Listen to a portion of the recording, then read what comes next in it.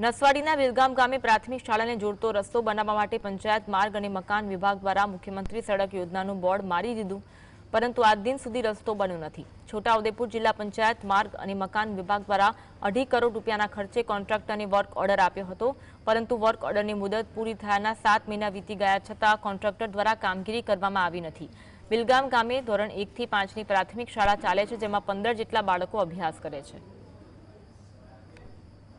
हमारा गांव में खाली बोर्ड मार जो निहार सुधी रस्तो बनो नहीं।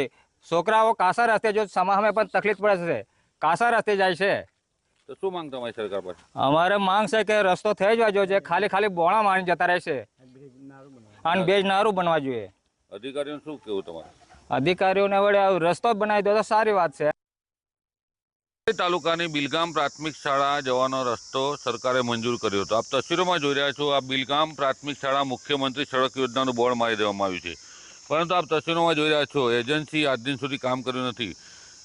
जे एजन्सीने काम आपवामां आव्युं हतुं तेओए काढी लीधी नथी। पंचायत मार्ग मकान विभागना अधिकारीओ पण अहींया आव्या नथी। त्यारे अहींया खातमुहूर्त कराया हता, तेने 9 मास वीती गया, टाइम लिमिट समय मर्यादा पण पूर्ण थई गई छे। आप तस्वीरों जोई रह्या छो मुख्यमंत्री सड़क योजनानुं जे बोर्ड मारवामां आव्युं छे, जे केटલું કોન્ક્રીટ છે, કેટલું કામ છે તે તમામ બોર્ડ ઉપર દર્શાવવામાં આવ્યું છે। અહીંયા જે રસ્તો છે પ્રાથમિક શાળાએ જવા માટે બાળકોને મુખ્ય રસ્તો છે, અહીંયાથી પ્રાથમિક શાળાએ રસ્તો જાય છે તે તંત્ર દ્વારા બનાવવામાં આવ્યો નથી। પંચાયત માર્ગ મકાન વિભાગના અધિકારીઓ કરોડ રૂપિયાના ખર્ચે કામો મંજૂર કરાવે છે, પરંતુ તે કામો થતા નથી। હાલ તો પ્રાથમિક શાળાએ જવાનો બાળકોને રસ્તો નથી અને તેઓ મુશ્કેલીમાં શાળાએ પહોંચે છે।